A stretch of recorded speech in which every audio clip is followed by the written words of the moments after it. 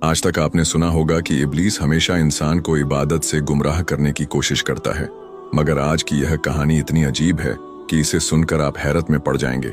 एक शख्स अंधेरी रात में नमाज अदा करने के लिए अपने घर से निकला। रास्ता बहुत अंधेरा था और चलते हुए उसे ठोकर लग गई। वह मुंह के बल गिर पड़ा और कीचड़ से लथपथ हो गया।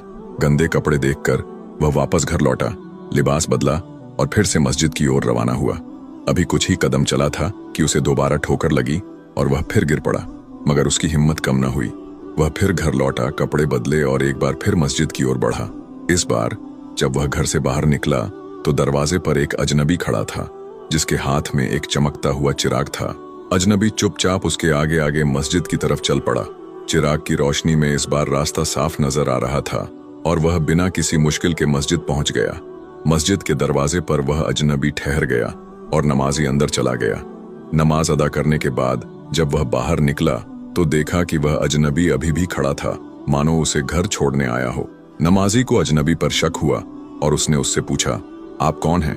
अजनबी ने जवाब दिया, मैं इब्लीस हूँ। यह सुनकर नमाजी हैरान रह गया और बोला, शैतान मुझे मस्जिद तक कैसे छोड़ने आया? तेरा काम तो लोगों को गुमराह करना है। इब्लीस हंसते हुए बोला, जब पहली बार तू गिरा तो अल्लाह ने तेरे सारे गुनाह माफ कर दिए। जब दूसरी बार गिरा तो अल्लाह ने तेरे पूरे खानदान को बख्श दिया।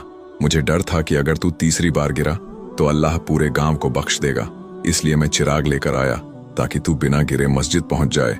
यह सुनकर नमाजी की आंखों में आंसू आ गए। उसने सजदे में गिरकर अल्लाह का शुक्र अदा किया कि उसकी मेहनत और नियत को अल्लाह ने कबूल कर लिया।